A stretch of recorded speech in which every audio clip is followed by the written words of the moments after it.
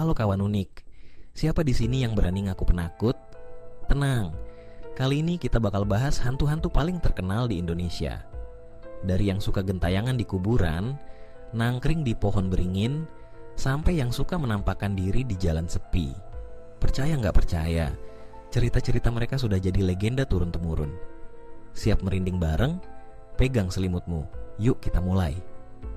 Kalau suka dengan cerita mistis Nusantara, jangan lupa like, share, dan subscribe Fakta Unik kita. Nyalain loncengnya biar nggak ketinggalan video fakta gokil lainnya. Indonesia memang terkenal dengan kisah mistis dan hantu lokalnya. Setiap daerah punya versi masing-masing, lengkap dengan mitos, asal-usul, dan cara menghindar biar nggak diganggu. Tapi kenapa cerita hantu tetap bertahan sampai sekarang? Sederhana. Kisah hantu jadi bagian dari budaya lisan kita, diwariskan dari kakek nenek ke cucu, sambil bikin bulu kuduk merinding. Pertama, pocong.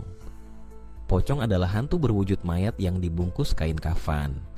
Konon, pocong muncul kalau tali kafannya lupa dilepas saat pemakaman.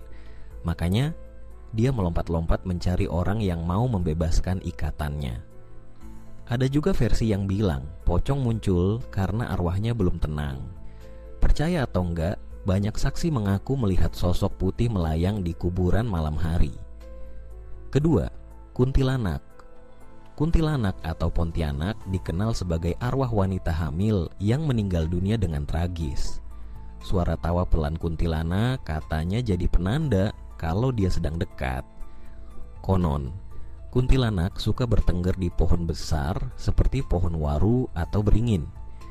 Di beberapa daerah, cerita kuntilanak punya peran moral, supaya orang nggak berbuat jahat sama perempuan. Ketiga, genderuwo. Nah, yang satu ini bentuknya beda. Genderuwo digambarkan sebagai makhluk besar, berbulu lebat, tinggi, dengan tubuh kekar dan mata merah menyala. Asalnya dari Jawa. Genderuwo suka tinggal di tempat angker, pohon rimbun, atau bangunan tua. Ada yang percaya genderuwo bisa menggoda manusia, bikin orang hilang, atau bahkan menampakkan diri sebagai orang yang dikenal. Keempat, Wewe Gombel dikenal sebagai hantu wanita, menyeramkan yang suka menculik anak-anak yang ditelantarkan orang tuanya. Konon, dia menampung anak-anak yang tak disayang orang tuanya, lalu mengembalikan mereka kalau orang tua sudah sadar. Sosoknya sering digambarkan dengan rambut panjang acak-acakan dan dada menjuntai.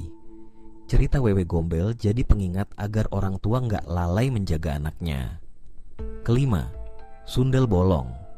Satu lagi hantu yang kisahnya melegenda. Sundel Bolong diceritakan sebagai wanita cantik dengan rambut panjang, tapi punya lubang besar di punggungnya.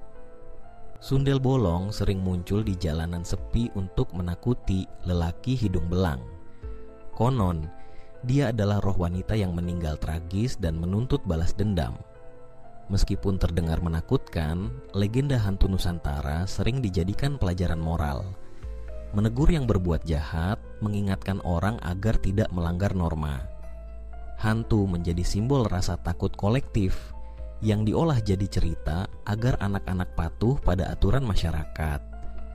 Tapi di era modern, hantu Indonesia juga naik pangkat, jadi bintang film horor, sinetron, bahkan konten YouTube. Pocong dan kuntilanak punya fanbase sendiri, makin bikin penasaran, makin laris di bioskop. Jadi kenapa manusia selalu tertarik dengan kisah horor? Karena rasa takut memicu adrenalin, bikin jantung berdebar, dan otak jadi waspada. Anehnya, ketakutan ini justru membuat banyak orang ketagihan nonton cerita seram. Bagaimanapun, percaya atau tidak, cerita hantu adalah bagian dari identitas budaya. Ia hidup di antara mitos dan realitas, jadi bumbu penyedap kisah rakyat, dan bikin malam panjang terasa mencekam. Nah, kawan unik, itulah beberapa hantu paling terkenal di Indonesia. Kamu pernah punya pengalaman mistis juga? Tulis di kolom komentar ya. Ingat, cerita hantu boleh bikin merinding, tapi tetap kita jadikan pelajaran. Jangan sampai kita lebih menyeramkan dari mereka.